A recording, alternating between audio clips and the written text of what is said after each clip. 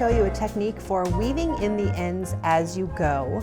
And I've had questions on this, and I've never recommended weaving in ends as you go. The Elizabeth Zimmerman method of doing this is to knit the first few stitches holding the yarn double-stranded with the end that you're trying to weave in. And I love Elizabeth Zimmerman, but I've never been happy with the way that looks because it makes those stitches double thick. This is a way of not making them double thick, of weaving them in as you go in the back of the work. So let's just get right to it. Okay, I have this piece where I'm knitting stripes and I'm cutting the yarn as I go. And this is what it looks like. I've been weaving in the ends as I go, and this is what it looks like. This one, it's right here, and this is here. I actually should have done this for a few more stitches here, and I can trim that shorter. But this is a good example of what it looks like. It's not bulky, it's no bulkier than weaving in the end, and it does not change the front of the work at all. So let me show you how this goes. In this example, I'm going to switch back to gray. I'm going to put my needle in and attach my new yarn and pull it through so that I'm attached. Now, this is where you want to rearrange things a little bit. Even if it seems complicated, remember it's only for a few stitches.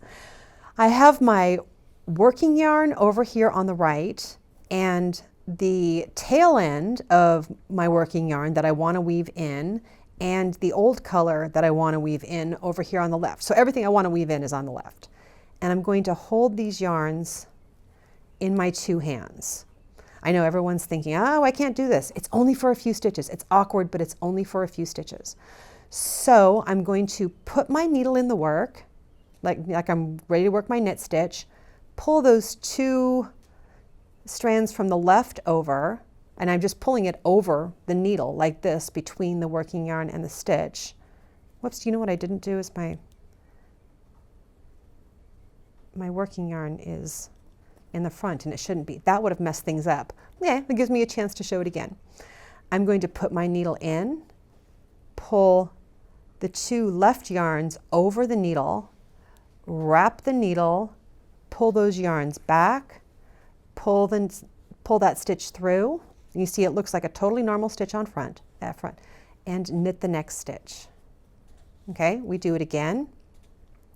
Put the needle in, pull the two strands forward like this, wrap the needle with the working yarn, pull the two strands back, pull the stitch through, and knit the next one.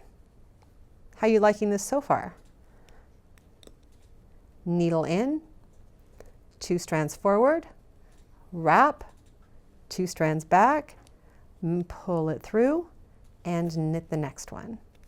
So I pulled this through 2, 4, 6, 7 stitches. That seems pretty good. Let's take a look. I can tighten these up. And that's pretty good. It's like really good woven in stitch. I'm kind of impressed with the way this goes. And nothing shows at the front of the work.